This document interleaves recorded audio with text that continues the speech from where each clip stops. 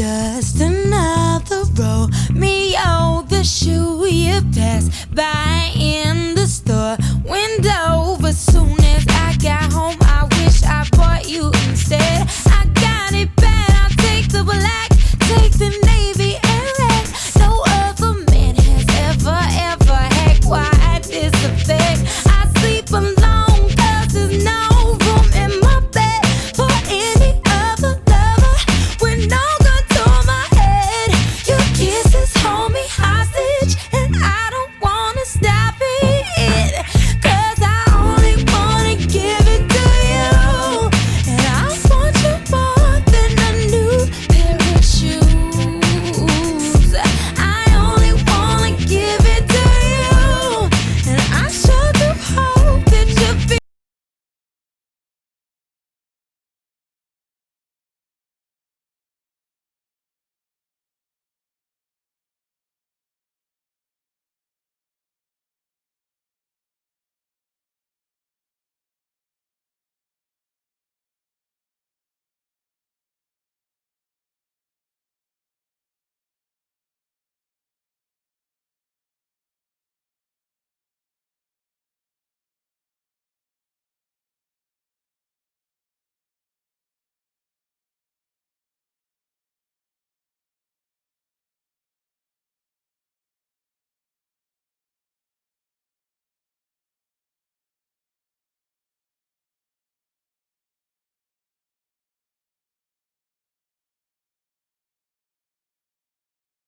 Butler. I am your host for tonight. I am the chair of the Arts and Letters Committee of the Tri-County, Maryland Alumni Chapter of Delta Sigma Theta Sorority Incorporated, and I'm super excited to have you all here tonight for our annual Literary Cafe. We have two great authors here that are willing to share their gift, and I'm so honored that they came to be on this platform with us. The first is our chapter soror, Ms. Deidre Sorrell, and the second is a brother of Omega Psi Phi Fraternity Incorporated, my good friend, a great brother, Kandwani Fidel. And we are so excited for you all to see all the stuff they have in store for you. They're going to talk about their books that they've written and the purpose behind them. They're going to share some excerpts from their books as well, and some questions you guys can have with each other, including your children. And again, I'm just so excited that you guys are here, although we're in a virtual setting. So go ahead, sit back on your couch, kick your feet up, grab your favorite drink, throw off that mask, and enjoy the night. Now, here are a few words and welcome from our chapter president, Soror Tracy Jones. Greetings, sorors, friends, and our special guests. I am Tracy Jones, chapter president of the Tri-County, Maryland Alumni Chapter of Delta Sigma Theta Sorority Incorporated. On behalf of the officers and members of the chapter, I am excited to have you here with us for this event. I pray that you have been safe and healthy during these trying times. It is with great hope that this event brings you light and a breath of fresh air.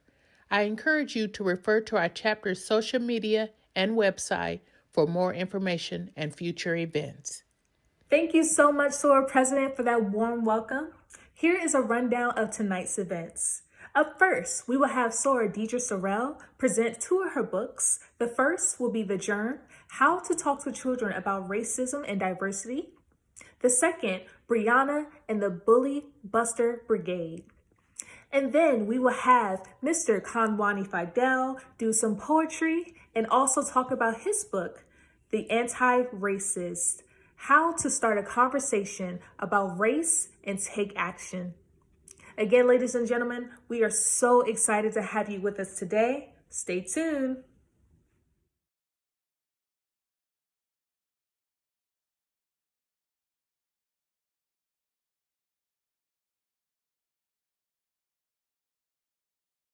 And now, to introduce our first act, Dr.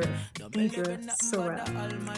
She is a licensed professional counselor, licensed clinical supervisor, and a certified school psychologist. She is the founder of Synergy Wellness Therapeutic Services, where she provides individual counseling to children, adolescents, and adults in the Waldorf and surrounding Charles and Prince George's County areas in Maryland.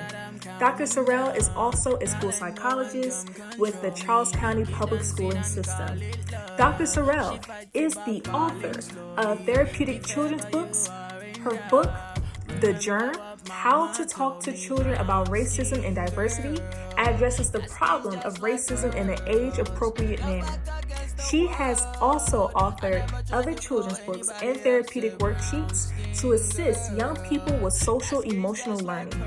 Moreover, Dr. Sorrell has also been featured in many reputable publications such as Bustle, BlackDoctors.org, The Groit, She Knows Magazine, Your Health Magazine, and the Journal of Bullying and Social Aggression. Currently, she is representing the great state of Maryland as Mrs. Black Maryland International Ambassador of 2020. As a change agent with the organization, she promotes mental health by providing awareness on how to manage anxiety through tough times with her platform, Managing Anxiety Through the Storm. Dr. Sorrell is also a member of Delta Sigma Theta Sorority Incorporated, where she is proudly serving to help provide scholarships to deserving students every year. Most importantly, Dr. Sorrell is the wife to Mr. Iran Sorrell and mother to Layla and Randall Sorrell. As a child of God, Dr. Sorrell feels that she has been called to do all of the above work for God's kingdom. With her dedication and fervent passion for mental health, Dr. Sorrell believes no person should be left behind when it comes to accessing mental health. Mental health should not be considered a luxury, but a human right. Ladies and gentlemen, please give us a warm virtual welcome for Dr. and Soar Deidre A. Sorrell.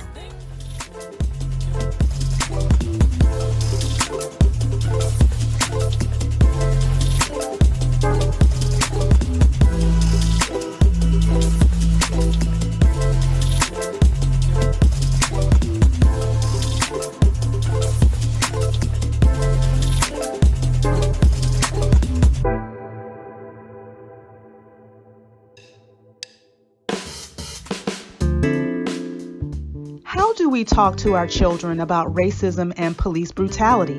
What do we say? The sobering reality is that children learn racism from their environment, and that environment is their family. Research supports that teaching children to not see color is not the best idea either. Just like we see colors when looking at flowers and all of God's creation, people are diverse. As parents, we must teach our children to not only tolerate others, but to accept and value others. Dedicated to the many Black men, women, and children who lost their lives to racist violence and police brutality, The Germ is one step into teaching children that racism exists, but how to stop it in its tracks. It takes a village to raise a child, and it takes an even wiser village to raise a child who can put a stop to racism. Greetings, my name is Dr. Deidre Sorrell. I'm a licensed professional counselor and school psychologist and author of The Germ, How to Talk to Children About Racism and Diversity. The Germ focuses on a young girl named Ruby as she witnesses a local report of racially based police brutality on the television news. As a result, she feels confusion and anxiety and turns to her family for answers and support. The Germ gently discusses racism, multiculturalism, and tolerance without blaming or shaming any race. I wrote this book in 2015 as my own way of protesting some of the police brutality and racism that I was seeing in our society. I felt that teaching children through literature was a way to make the world a better place. I'm going to read an excerpt from this book. This is a page that I feel is most powerful. What is racism, I asked.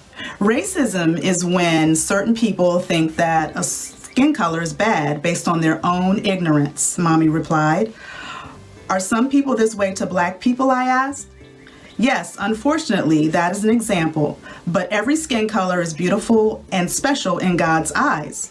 We never want to change our God-given skin color, but change the ignorance of the people who believe that a certain skin color is better than another, Mommy replied. So this book goes on to explain racism in a child-friendly way, and it also goes on to give solutions. I would like to read the note to parents and some of the discussion questions, because at the end of the book, there is a note just to give parents a little bit of context and a little bit of information. There are discussion questions, and there's also a pledge to including others. So the note to parents states, The Germ is a book that will help you begin a healthy discussion with your child about racism and police brutality. Even though the subject matter is heavy, this is the reality of the world we live in today. This book does not give scholarly definitions of racism because children can digest those more complex theories when they are older. Hopefully this book will help children understand that we are all equal and can ultimately all get along. One of the discussion questions in the book states, in this book, racism was explained as a germ. Do you think that the attitude of racism is a germ or a permanent condition? I think that this question is very important because there are various discussions and opinions about whether racism is something that's learned, that someone can learn to not have anymore due to education and awareness and involvement, or is racism something that is fixed, something that is part of the personality or part of the nature of the person? And I think this is a discussion that can go on, it can start in childhood, it can go on up through adulthood, because adults have this discussion. But the thing that I want for everyone to get from this book is that this is just one way of discussing racism, the very, very complex topic of racism and police brutality and even diversity. There are so many theories about it. There's so many thoughts about the topic of racism. This is one way. And even if you don't agree with it, it's good to be able to read this book and to have very important and thoughtful discussions about what you think the origins of racism are and what you think the solution should be. So this book is available on Amazon.com. It's only $10. I hope that you will read this book with your children. I hope that you will give me a good review, 5-star review, and I hope that this will start the discussion on this very, very important but very, very complex topic. Thank you very much.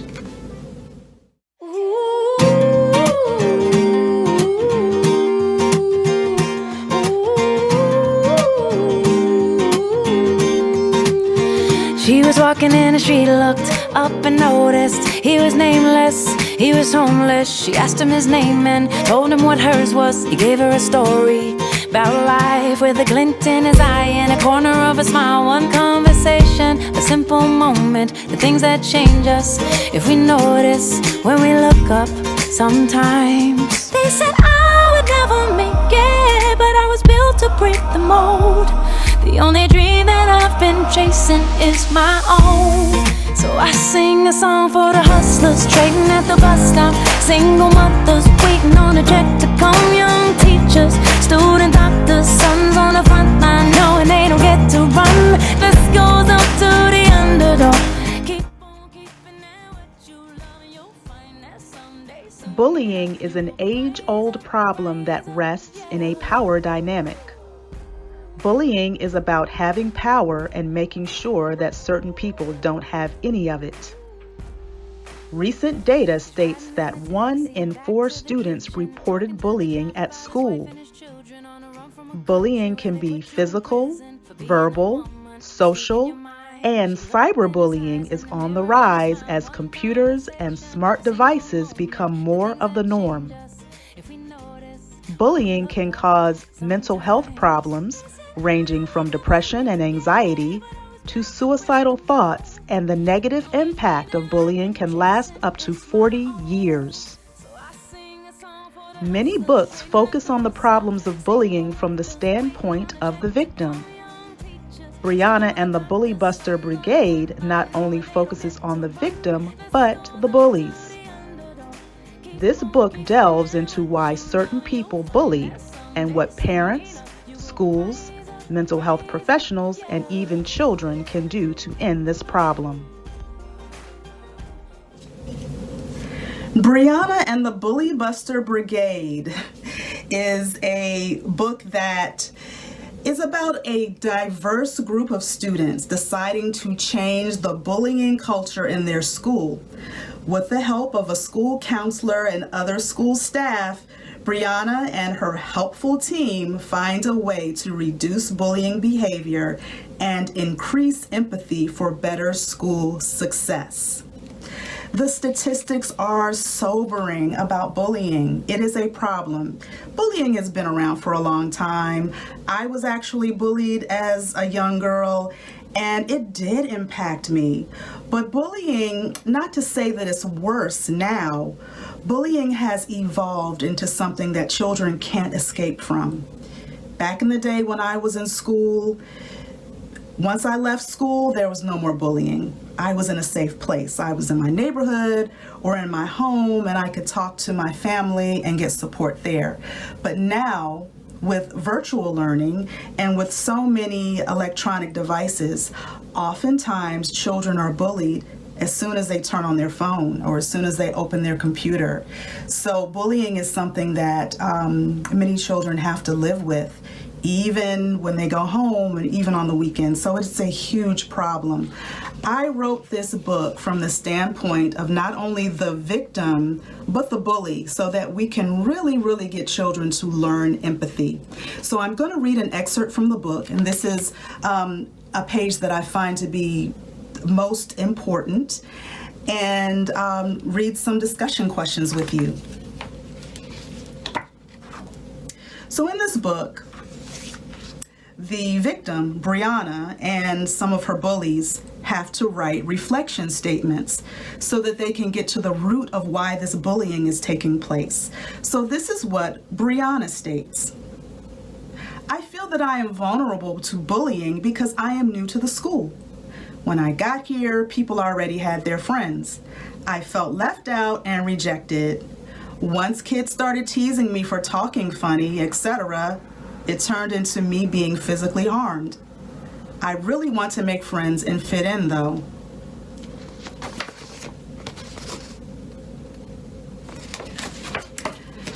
And here is Justin's account. Brianna just needs to toughen up. That is what my father always tells me before he beats me. Brianna should not have been running so close to my foot anyway before I tripped her. What did she expect?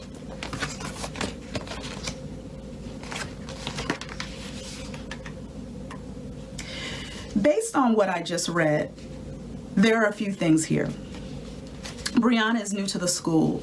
Brianna had a hard time fitting in. Brianna tried, but Brianna was made fun of and ultimately physically harmed by some of the children there.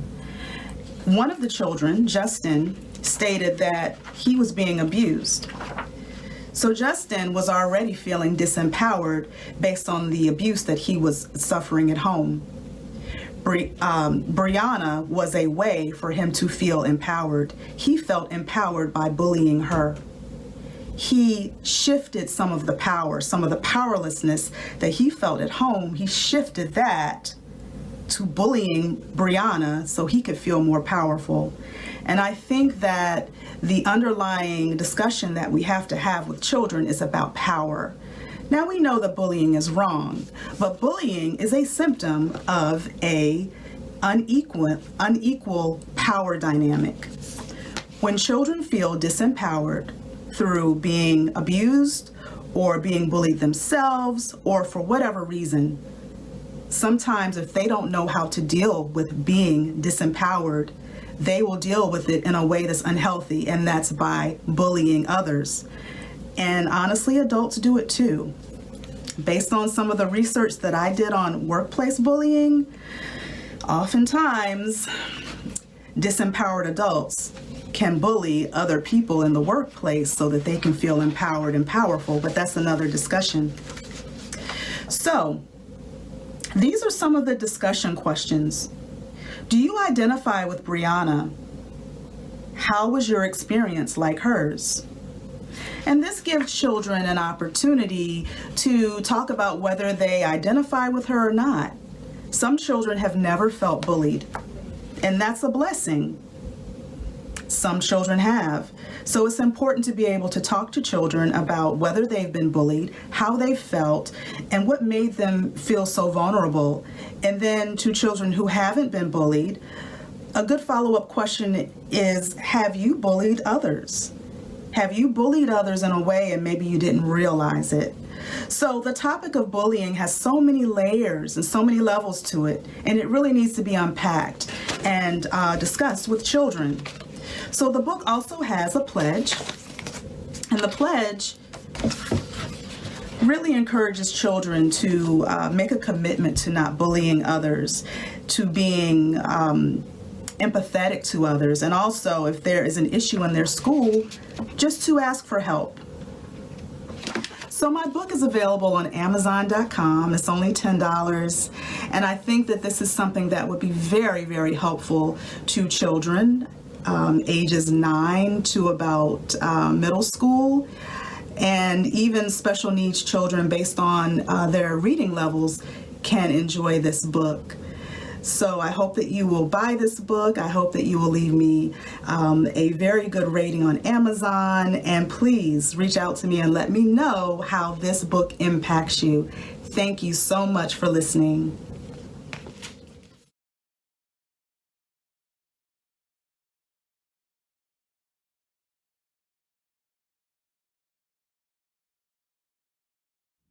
All right, this is a brief intermission. We will come back in exactly 3 minutes. All right, so go refill that glass, take a bathroom break. Remember to wash your hands with soap and water. And we'll see you in a little bit. Come back soon. Who black, who black, who black, who not? I know you mad, they not. We the sports, and the music, do the math, we the culture. And I gotta ask of you, what have you brought? Look, this attaboy that made me an astronaut. I try to watch the news, but I'm lashing out.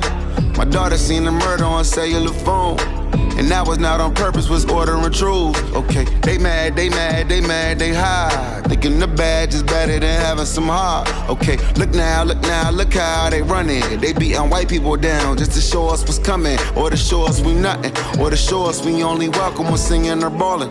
Shut up and dribble. Or shut up, perform for them, cause they hold all the money. I won't hold you, we got the power, they finally notice. Yeah, America is lost, these are the results. I check in with God, my passion be gone. Wasn't asking for nothing, just compassion is all. Not spectacular fashion, how we addressing you all. I always been hated, I never been soft. And the day I don't say, my melanin gone. We ain't never been perfect, but this family ours. Yo, America, tuck your shirt and your devil is showing. Okay, who black, who not? I know they mad, the devil get high. With the sports, with the music, do the math, with the culture. And I gotta ask someone, what have you brought? Okay, who black, who not? I know you mad, they not. With the sports and the music, do the math, who the culture. And I gotta ask of you, what have you brought? Yeah, have you brought? These are the results. Word, have you brought? Look. The table about to turn. The table about to turn. The table about to turn. Yeah. I've been flipping through my timeline, trying to get my mind right. My city cried out. I got to cool down, but I'm under pressure. Cooking with my Crisco. Look at what my fist go. A renegade when I'm in a rage. I got to cool down, but I'm under pressure. pressure. I keep my hands dirty, my mind clean. Got a new agenda with a new dream. I'm kicking out the old regime. Liberation, elevation, education. America, you a lie, but the whole world about to testify. I said the whole world about to testify. And the table's about to turn.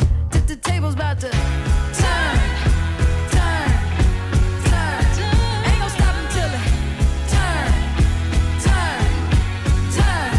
No stop it to turn. We can't wait for it to turn. And now, our second act for the night, Mr. Kandwani Fidel, a name you must remember. Kandwani Fidel and his poetry have become one and the same. The passion Fidel brings to his work has taken the Baltimore native around the globe to bring awareness and confront educational reform, civil rights, and growing up in an undeserved community. Fidel has captivated audiences at conferences, literary events, and has lectured and taught classes at the University of East London while touring in the United Kingdom. Fidel's lyrical poetry has been featured in the Washington Post, The Atlantic, CNN, The Root, The Independent, Mike, and Baltimore Sun, along with his inspiring narratives for brands such as Under Armour. His viral essay, How a Young Boy Has Been Detained in Baltimore Since Age 10, A Death Note, cemented Fidel as an authority in his city. In 2018, Baltimore Sun honored Fidel for his Best of Baltimore issue for his courage, innovative thinking, and leadership in local schools and communities. Fidel is the author of his published collections, Hummingbirds in the Trenches, that was released in 2018, and Raw Wounds in 2017, and the forthcoming main event for tonight, The Anti-Racist, How to Start a Conversation and Take Action, released in 2020. Fidel's work has been praised by literary civil rights giants. He has received his BA in English from Virginia State University, his MFA in Creative Writing and Publishing Arts from the University of Baltimore. Fidel was honored with the Baltimore City 2018 Civil Rights Literary Award, Inspiring Voices Award, and his biofilm, Hummingbird in the Trenches, was nominated for Amazon's 2019 All Voices Film Festival. Ladies and gentlemen, please give us a warm virtual welcome to Mr. Kandwani Fidel. This poem that I'm going to share is titled, I Will Tell Them. Just to add a little context, I have 7 younger siblings. The youngest, she's 5 years old. Oftentimes, I have conversations with myself about how I will approach discussions when my younger siblings ask me about my relationship with our mother and our drug addiction. And one thing I will never do is compromise my truth and the way I felt. However, in order for them to not blame my mother for our sufferings as I did, I have to be honest about how our mother's reality was created by our racist policies and ideas. So this is my attempt at that. I will tell them, since all of our lives are already planned out, there was an expiration date on your sobriety that only God knew, that I wish he could have prepped me for. For too many moons, America has been lying to black children. So if any of your kids, my younger siblings, ever come to me and ask what was life like growing up, I will tell them the truth. Some days the pendulum will swing in your favor, and on others it will swing in the favor of your opposite. And every time God gives you a gift, even if it's a smile on your worst days, pocket it, save it, put it in a safe place, deposit it. Make sure you only have access because your happiness should only be handled by you. Don't give your happiness to a soul, because what happens when they touch it, when they drop it or they crush it, they will trade it for likes and cheap retweets. They will drag your happiness through the streets. I promise you they will. I will tell them, at times I used to sit alone and wonder, how does it feel to carry burnt glass tubes stuffed with steel wool and pills of dope in the same purse where you keep pictures of your children, your boys and girls in the same company of the boy and girl. I will tell them, in this family, addiction gets handed over like hand-me-down coats. Too big, but you wear it on your shoulder blades. Burden so heavy that you hunch back, so mean that you mug. Biggie, give me the loot before I shoot. Bad boys be the family. I ignored the voices that tried to keep me out of murky waters. The outcome, I got baptized in a Bacardi Beck. I lost eons of races in a rum river. While I was drowning, I grabbed a goose by his neck and annihilated it like I had a kidney made of chromium. Many nights when I couldn't see, I opted to clear my mind, strapped up my goggles and doggy paddled in the black Hennessy. I would tell them all wounds don't heal with time and all problems can't be fixed with tequila and lime. I would tell them about the days I used to blast a song, Hey Mama, by this guy called Wes. Then after every relapse, all that was left was a Tribe Called Stress. I had a dream I could buy your way to heaven. When I awoke, I spent it on rounds at the club. I bargained my liver in the exchange for the erasure of painful memories. But all it did was make me bring your name up in bars over toasts and shots with strangers, always leaving teary-eyed. In the morning after, I always for the strangers when I scraped together bits and pieces of the night before. My Lord, I let my demons gas me up and it left my love tank on E. I will tell them what it feels like to crawl on miles of cut glass just to get to the end of the road with bloody palms and kneecaps. Scars to remind you that you made it. Scars to remind you that you're human. Scars to remind you that you're strong. While your favorite victory song plays in your head and you celebrate, only to find out you went the wrong way. Plot twist, so the question becomes, do you crawl back or stay? Plot twist, you're stuck drowning in quicksand. You close your eyes and allow the sinking to take place. You believe in God, right? So why you questioning fate? It's enough people out here sharing hallmark stories, so I gotta keep spitting it from the heart. Even if the critics gossip and label it dark, I'm not here to discuss happy-go-lucky when the system is trying to bump me. Why would I concern myself with name brand belts and band-aids when there's a plague in the land that's man-made? I would tell them about every emotion I went through, because what's the point of having feelings if you can't get in them? But I'd be continuing a dangerous cycle if I'm not honest about how I progressed during my process. I would tell them as I became wiser and older, I realized why mommy was rarely sober. See, why mommy was coming up back in the day. Reagan used coke and dope as roadblocks to run her astray. Everybody from the media to friends to family made me believe that mommy was my enemy, a monster. So my entire adolescence was filled with aggression towards her instead of the oppressors. And these poems are just tears that I couldn't afford to shed back then. I will tell them that the war on drugs was a war on us, and mommy was one of billions on the receiving end of the trigger, and none of us are exempt from getting flipped with America's rubber grip.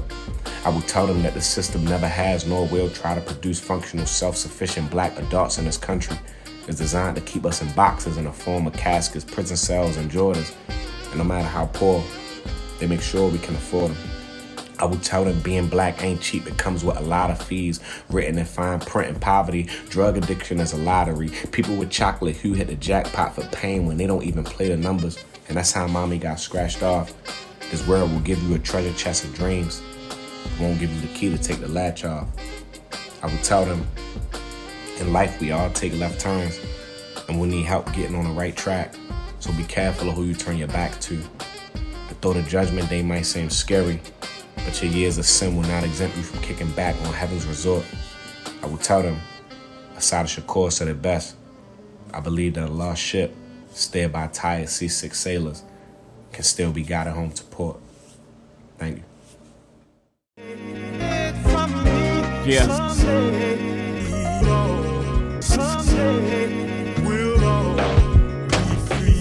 Take those monies and spread across families. My sister Hattie and Lou, the nephews, cousins, and TT. Eric, the rest of B for whatever she wants to do. She might start an institute, she might put poor kids in school.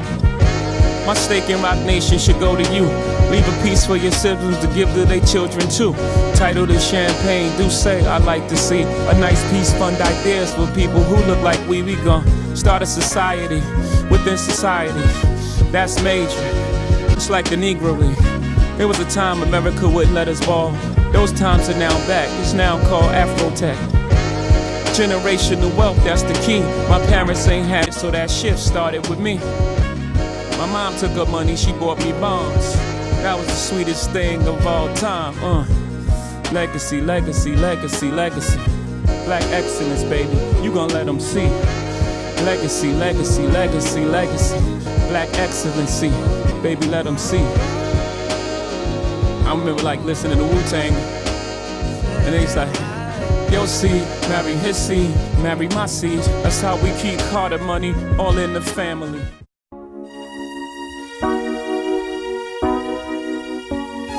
You all appreciate it. When I was young, me and my mama had beef, 17 years old, kicked out on the streets.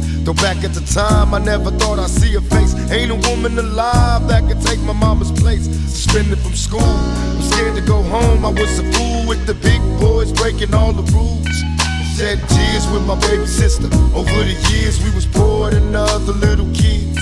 And even though we had different daddies, the same drama when things went wrong, we blame mama. I reminisce on the stress I caused. It was hell, hugging on my mama from a jail cell.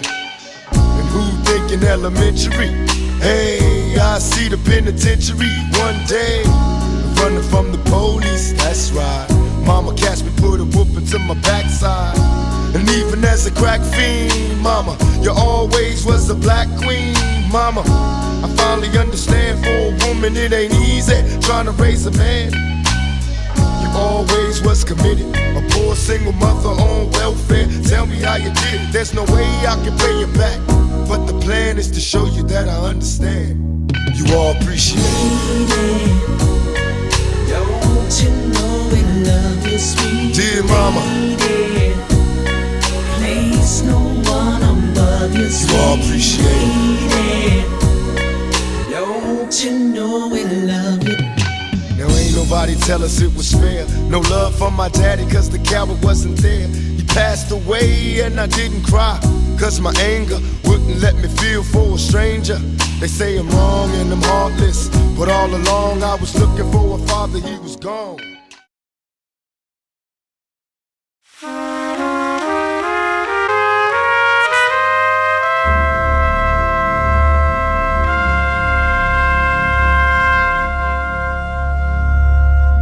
Imagine a boy who's barely a teen. This country afforded him the opportunity to move scrambled coke and weed. Put him in a system where he'll for sure turn victim. Deny him promise and possibility. Give him a 40 and he'll put it on anybody who's tripping. Make him a target, supply him with darts. Make him believe his oppression is merely his own fault. America is erasing our babies.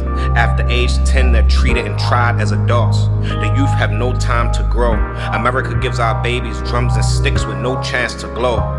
Hope seems futile, nothing but lint balls in your pocket.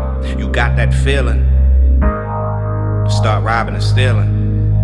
Bessie Smith warned us in Jailhouse Blues, Lord, this house is gonna get raided. We the ones who get evicted, leaving us peeled on the pavement, next to chewed up gum, cigarette butts, and band-aids. And the way we react to bondage is the truth hunting us down. Picture a girl, she used to run around the playground having fun. Now she riding shotgun, holding a gun. Her future looks toxic, destiny ain't texting back. She shed tears when she's alone, back nailed against the wall, wondering where the reverend at. Wishing she should have listened when mama told her to stay in the church. Is it recklessness or freedom? At times the measurement of our self-worth is trapped behind the shadows of the steeple. It's time to reveal the whole you. Picture some young boys walking up in a party. They say it's some in this house. Them boys like truffle pigs, they gon' snort out. Them boys ain't gotta say a word. Them bands and automatic weapons gon' force them out. And if the ops go against the grain, hairlines getting chipped, hella babies in suits, front row at the funeral, sorting tissues out. How many more sad songs? Them boys just trying to survive and put their fam on. They just wanna make it home. Don't confuse me being clear with pessimism. This country was built on violence and murder, so I gotta spit it from the heart, even if the critics gossip and label it dark. I'm not here to discuss happy-go-lucky when the system is trying to me. Why would I concern myself with name brand belts and band-aids when there's a plague in the land? That's man-made. The war we're fighting is deep-rooted. I'm just kicking it the best way that I know how. The elected officials pursue selfish agendas. For the people, they don't be stepping up. If I ruled the world, I'd abolish it all and let the grassroots org take over the driver's seat while the rest of us hop in the back of the bus. These issues we face are bigger than any individual. It's bigger than us. The cops in our city break the law religiously and receive no jail time, but the citizens continue to get jailed for riding dirt bikes, taxing them with expensive fines, keeping us trapped inside the prison pipeline. Brittany Young giving kids a space to tap into their genius. When I was coming up, I had no guidance on that level. If I did, I would have had less run-ins with the devil. Healthy ways to cope with trauma wasn't taught growing up. If your homie died, you roll up blunts, drink cheap liquor till you throwing your kidneys up. Those rituals are passed down from generation to generation, which damages the mind, body, and soul. Erica Bridgeford makes us aware, as long as we live in an oppressive state, we're gonna keep burying bodies in a hole. So it's important we pass down new tradition, healthy ways to heal and cope, because poverty keeps a rusty blade which daily threatens your throat. I just painted black Baltimore, painted black Baltimore, Baltimore painted black. Painted black Baltimore. Painted black Baltimore. Painted black Baltimore. Baltimore painted black. Painted black Baltimore. I swear, man, every time I write a poem, I'm just keeping it G with what's going on in my thought process. You know, just being honest about my emotions and how I feel about the world. You know, after I release a poem, I just continue to try and find new ways to grow. You know, grow as an older brother, a poet, a person, a thinker. You know, organizations like B360 and Baltimore Ceasefire, spaces that challenge the way that I think. You know, and it helped me identify new ways to operate in the world when it comes to helping to build communities. You know, I just hope that my words and my journey can help inspire the next generation. I just painted black Baltimore. This ain't new. We been at war. Huey P. said the young always inherit the revolution. And for the youth out there, I know the weight of the world is a pain you didn't ask for.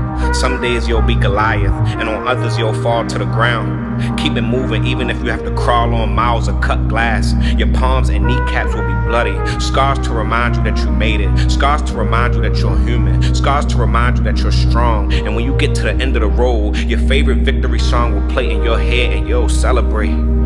The journey seemed impossible at one point, but you'll realize you traveled the right way. We gotta continue to teach skills to the unequipped. Teach them boys and girls how to fish. They'll eat a lifetime.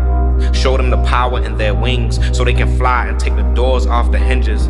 Then show other hummingbirds how to get it out the trenches. This country built fences to keep us roses caged in, but we always find ways to navigate in these mazes we've been placed in. We all that we got. We all that we need. We'd rather die on our 10 toes than to live on our knees. Painted black Baltimore.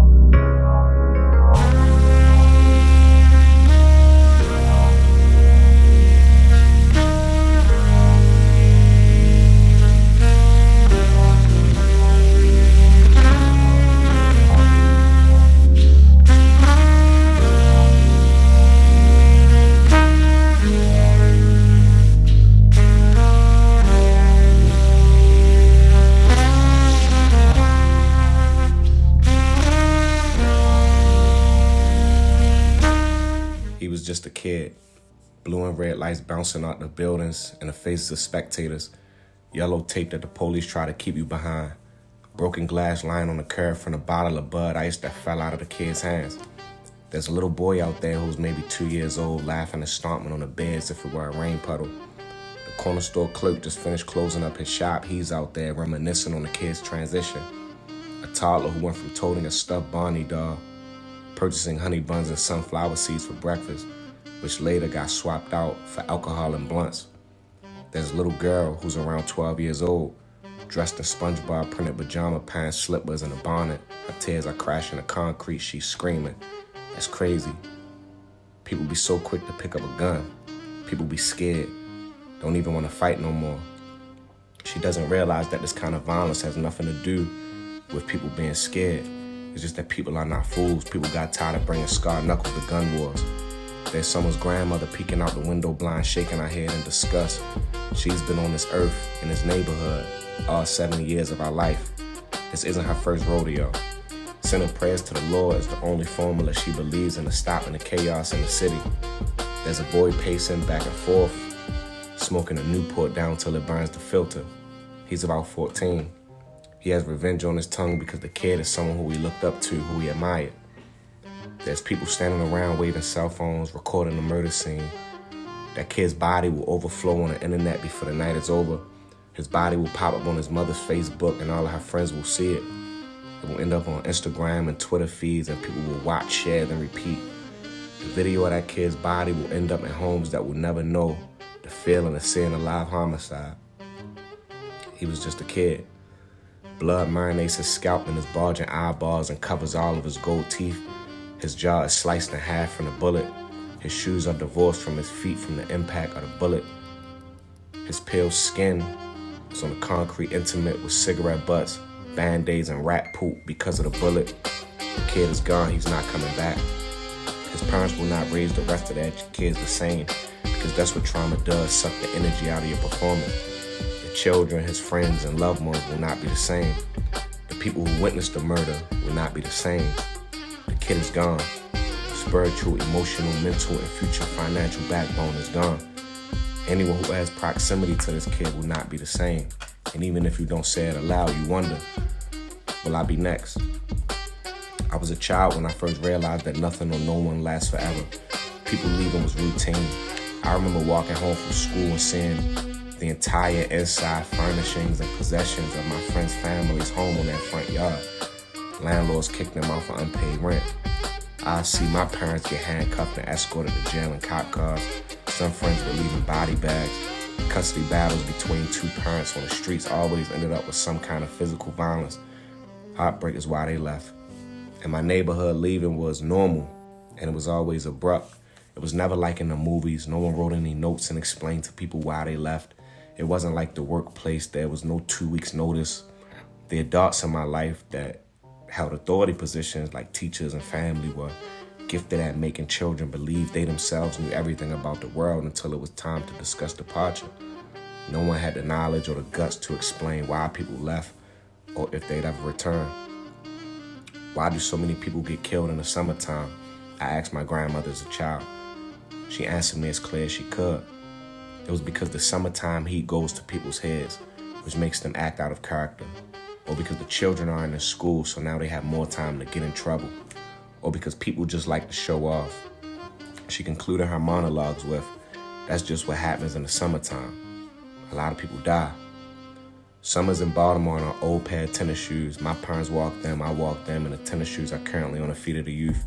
If you ride through pretty much any neighborhood in East Baltimore, you'll see packs of kids outside cracking open fire hydrants, eating chicken boxes, standing on corners, scraping frozen sugar out of styrofoam cups with spoons, and watching the 12 o'clock boys perform stunts up and down the block on their dirt bikes.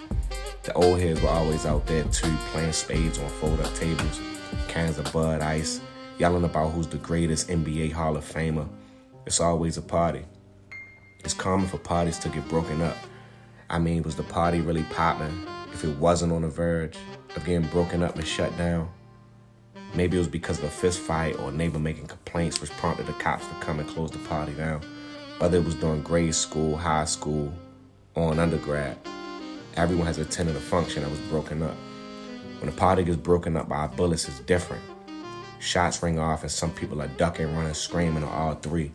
The second the smoke clears, you look around and realize no one was shooting at you or the people you were chilling with. The gun roar was echoing from around the corner, so everybody who has legs run towards the sound of the fire because the gun told us to. The gun is the puppeteer. While running, I'm pretty sure the same thought is on the forefront of everyone's mind. The body will belong to one of us. No matter how fast you run to the scene, the majority of the time the police will beat you there because there are one too many in our neighborhood and they stay on the prowl. The summer is coming to an end and the K-12 school year starts, and there will be black boys and girls sitting in steaming hot classrooms with no AC, reading from ancient textbooks and on the receiving end of being miseducated. And their creativity, critical, and analytic thinking will be threatened because of this miseducation and of not being represented in the literature being taught. It eventually goes from hot to cold as soon as the Christmas season, but the lack of heat causes devastation. Bills go unpaid, and families use their ovens to heat up their home and use candles for light, which end up burning down homes and taking away lives. In these houses, kids eat paint chips and are severely affected by lead paint poisoning. And through it all, we have to walk the streets and keep our head on a swivel because Baltimore City police have a long track record of robbing, planting drugs and guns, abusing, and sometimes even murdering innocent people. All of this pain comes with my black experience in Baltimore. Toni Morrison once said, "History is in percentiles, the thoughts of great men, and the description of errors." End quote. Eras of racism constantly change, you know. My ancestors' era was rife with lynchings, cottons, and black human beings being sold for crates of gunpowder and rum. At least that's how it was taught to me.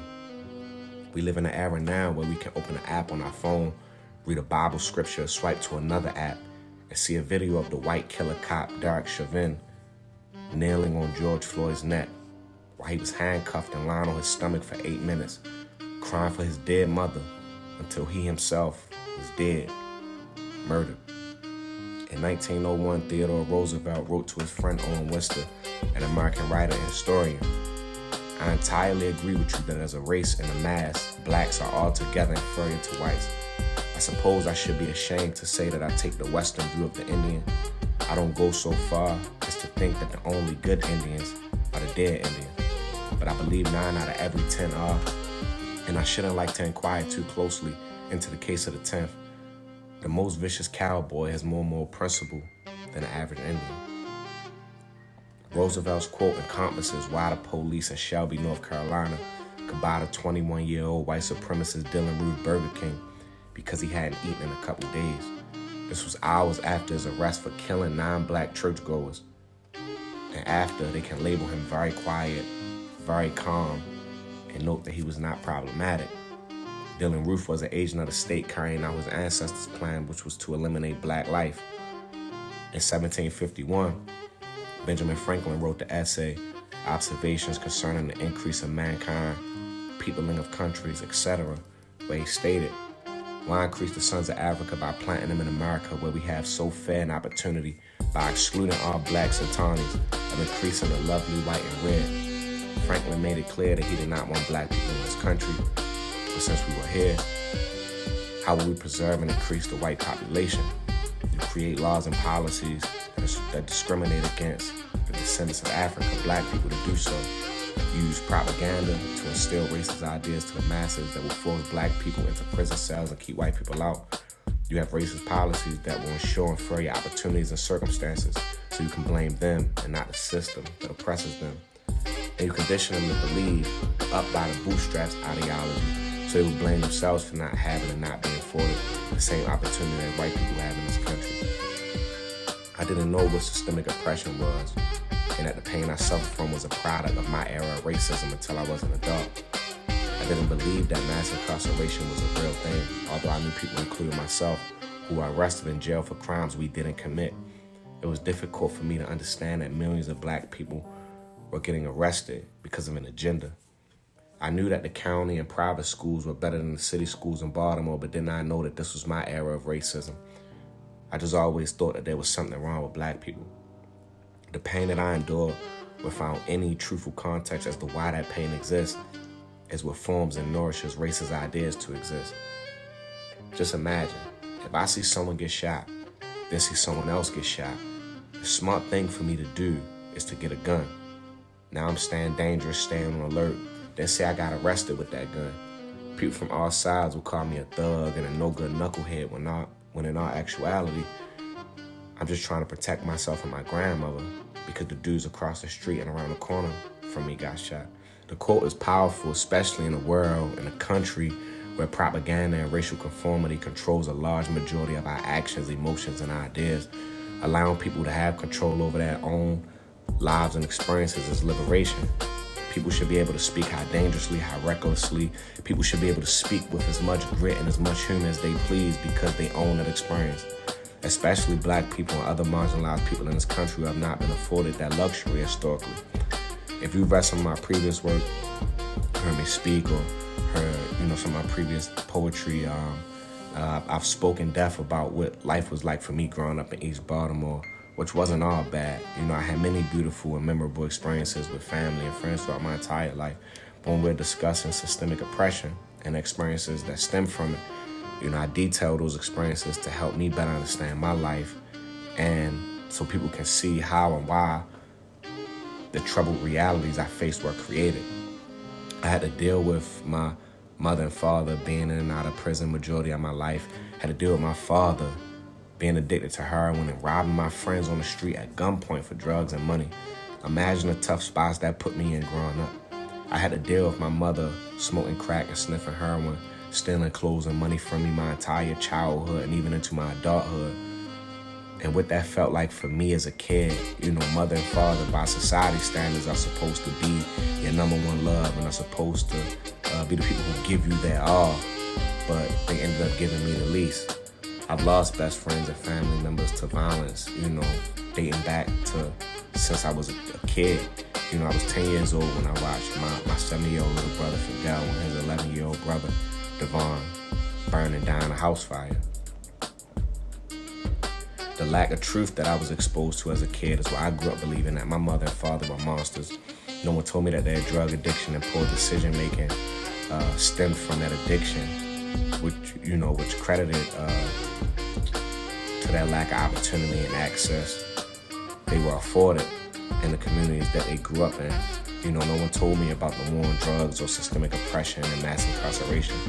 The lack of truth that I was exposed to is what made me blame Fidel and Devon's mother for their deaths and not poverty, which caused their gas and electric bills to go unpaid, which resulted in them using candles for light, which ultimately caused the fire which killed both of them.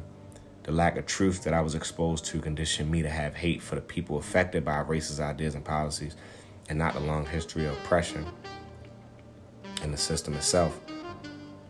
When I share these stories, it's not to persuade people to like me or for people to have sympathy for me or to get people on board with my mission. It's to show people that look like me and come from similar places like East Baltimore the importance of engaging with and understanding the truth about this country, their neighborhoods and their lives, and ultimately be able to use that information to maneuver through the world at a more sophisticated level and to share that information with others as I do through my art. For everyone that's tuned in, your story belongs to you. I believe that as God's creatures, the only thing that we truly own are our experiences and our stories. It's not a mystery that our physical shells don't last forever. All of us will die one day.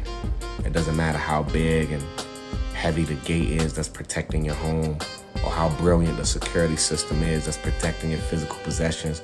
Those things can get damaged and stolen. Anything physical can get snatched away from you. However, your story is forever. It can't be raided. It can't be seized. What else does writing do for me, and why do I share my stories? It's a part of my healing process. Writing has granted me the privilege to interrogate myself in a way that wouldn't have been possible without it. Writing granted me the opportunity to understand things about myself that I probably would have never found out if it wasn't for it. Writing allowed me to get out here and explore the world, which exposed me to people and places that showed me beautiful and ugly parts of myself that I never knew existed. Now that writing has gifted me these things, I can now get a clear look at who I am and what my life's purpose is. I can maneuver through the world at a higher frequency because I can identify what and what's not good for me in my journey. I can identify what and what's not good for me as it involves my relations to the people around me. I'm realizing that this life that I'm currently living is not an opportunity to become perfect. From the moment I was conceived to my childhood experiences, things weren't perfect. Therefore, I have no desire to seek something that has always been non-existent in my life. While on this journey and pursuing my highest passion, I identified the cracks in my life, those imperfections, and fell in love with them. because in those cracks is where the light leads through. And standing in that light is all the people, places, and circumstances that made me who I am today.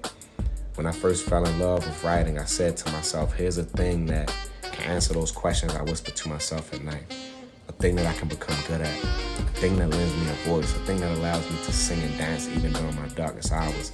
A thing that I can cherish and love.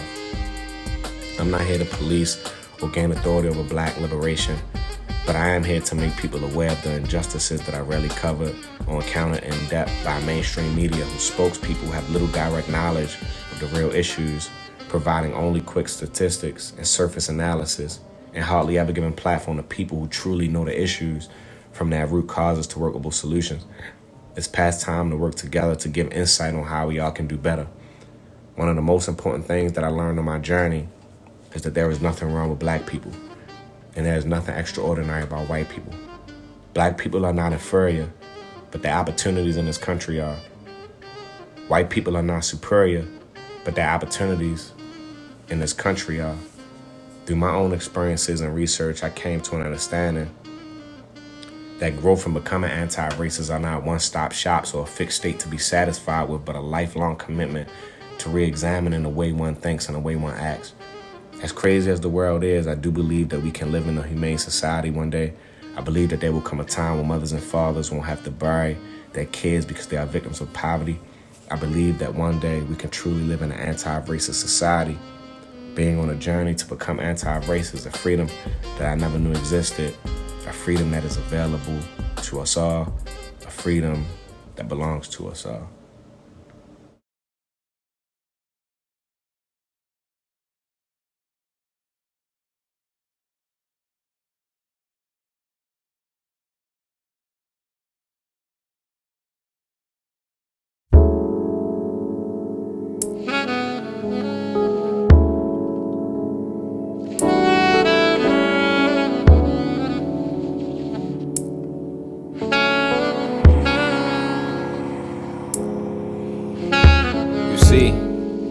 I don't know much about love, but I know that in some cases love is not enough. Love will have you chasing waterfalls and deserts. Love will have you flipping through the pages of an empty book looking for its definition. Love doesn't always equal loyalty.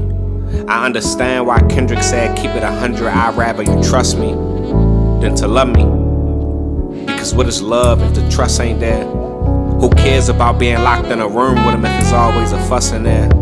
You see, love will have you, love will hold you, love will choke you to turn around and attempt CPR without a certification. Love is an ice pick, it will poke you. Love is a pistol, it will smoke you. Love ain't always sweet like Smuckers, but it'll jam you up, that joint will toast you. Oh, you think you got jokes?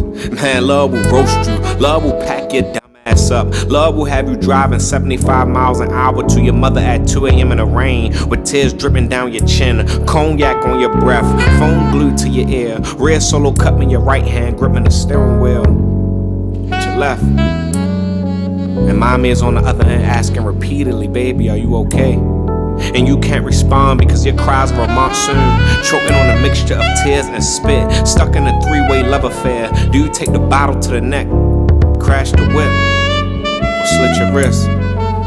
Your family arrives at your peephole. They don't understand that your doorbell is only broken because your heart is. You landed the leading role. It got shaky on set, now you don't even know what your part is. Mine missing, you don't even know what smart is. Your friends trying to get through your line, but you press ignore. Cause if you tell them why you in your feelings, they gon' judge you as if they never been in love before, as if they were never on drugs before, as if they ain't human, as if they ain't never been bugged before. Love will leave you broken, screaming Alexa, play Death Around the Corner by Tupac Shakur. Alexa, play Madonna, Love Don't Live Here Anymore. Alexa, play DMX Slippin' Cause I'm Falling and I Can't Get Up. Alexa, play a Baltimore Love Thing by 50 Cent. I'd rather use Pinky Nail than to be here stuck on stupid. Alexa, please play Cupid by Sam Cooke. Love was born a bullet, I'm hitting shock trauma. Sure. Alexa, it seems like you the only God I know who answer me on demand. Alexa, why love ain't got no do-right? I've been fighting all my life, but what happens when your knuckles used to rearrange jawlines? Now your bones crack when you whisper. Alexa, I just want my Cinderella and glass slipper. Why is love the game of the century? I ain't no Bobby Fischer. My chest panel lies a lonely king and a fraudulent bishop passing for a queen. Love is Rikers Island of Bing. I'm trapped, my songs I sing. A hummingbird in the trenches, but I can't locate my wings. Around here, flying be non-existent. Listen, love will have you. Love will hold you hostage. Love is 3-6 mafias, they about to find your body. Baritone from the depth of a mosh pit. Your angel on your right shoulder saying try something different as you begin to smoke your life away. Love is not a 5-star stay. Love is not an all expenses paid vacay. Love is not attention. Last night they in your face, look around, they gone today. Love had my granny putting a lien on her house to bail my mother out of jail. Love ain't fresh like granny's cookies made from scratch, you see. At times love be stale. Love will have you away from home. It's deep. And when I think about it, I ain't seen my granny in weeks. Love got you running the streets. Crust living on the cracks of your mouth. Love got you scratching your neck. You see, love is the leading cause of death, but it's hard to find a solution when you admire the problem. It's hard to seek justice when your brother is the who shot him. Love deposits souls, demand people for profit. Real love only exists in music, movies, books, and lockets. Love made me want to sell my soul, use the proceeds and pay the unwitnessed scenes that I've seen. Love is a bad day, rent due ain't shit but lint balls in your jeans. Love is a deferred dream, love stinks like rotten meat. Love sags like a heavy load, love explodes. Love don't be sticking to the G code. You see, love will have you. Love will hold you. Love will smile in your face with a mouth full of pearly whites. Always keep one eye open, cause love be switching up. She said that love is all we got. I said don't hold your breath, baby, because love is not enough.